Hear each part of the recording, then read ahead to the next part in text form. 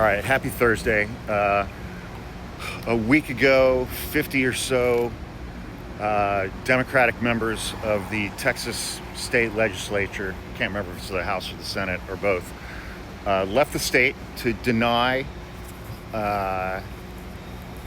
what's called a quorum in the state legislature, which prevents Republicans from doing anything. And Texas Governor Greg Abbott had called a special session.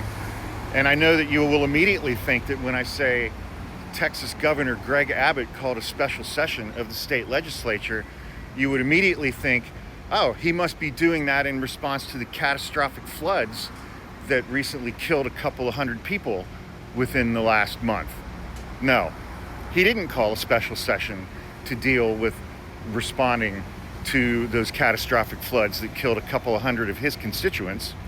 He called a special session so that they could do a midterm redrawing of all the congressional maps to disenfranchise pretty much every single black and brown person in the state of Texas who they haven't already disenfranchised. That's why they called a special session. So Texas Democrats left the state to prevent a quorum, which under the rules of the Senate prevents them from passing this legislation to redraw these congressional maps.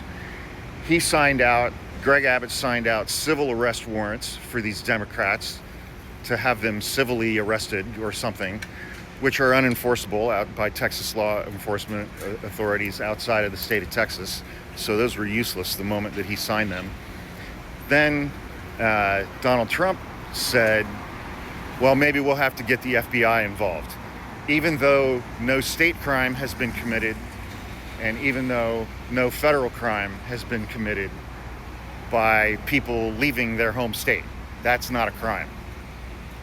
And then this morning, Thursday morning, Texas Senator John Cornyn, who is losing badly in the polling against his primary opponent, Texas Attorney General, and alleged multiple serial adulterer, and by the skin of his teeth, he's not a convicted felon now, Ken Paxton.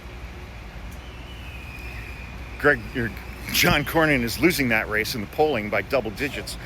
He decided to chime in and voice his support for the FBI getting involved and arresting Democrats' political opponents for simply leaving the state, even though no crime has been committed by any of them.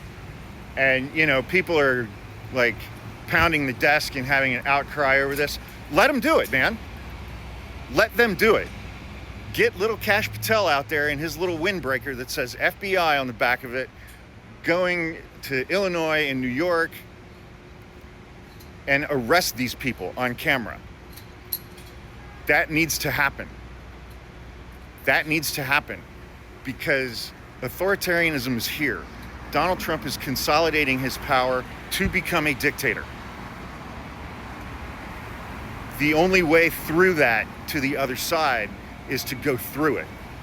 Let them do it. Let them do it. Let them do it on camera.